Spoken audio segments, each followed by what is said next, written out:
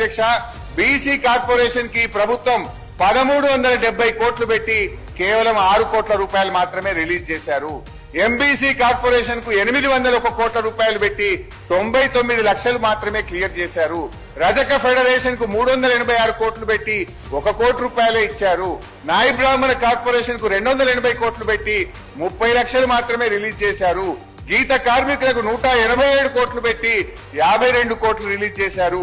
వడ్డెరలకు 100 కోట్లు పెట్టి 18 లక్షలు. సగర ఉప్పరకు 100 పెట్టి 0, వాల్మీకి బోయలకు 100 పెట్టి 0, భట్రాజులకు 100 పెట్టి 0, విశ్వ బ్రాహ్మణులకు 100 పెట్టి 0, ముదిరాజులకు 100 కోట్లు పెట్టి 0, యాదవ కార్పొరేషన్ కు 100 కోట్లు పెట్టి 0, మున్నూరు కార్పొరేషన్ కు 100 కోట్లు పెట్టి 0 రిలీజ్ చేసిండ్రు. పద్మశాలీలు, పెరికెలు, లింగాయతులు, మేరలు, గంగపుత్రులు, ఈబీసీలు 100 కోట్లు పెట్టి 1 రూపాయి కూడా ఈ 2 సంవత్సరాల్లో విడుదల చేయకపోవడం అంటే ఇది బీసీలకు అన్యాయం జరుగుతా ఉంది.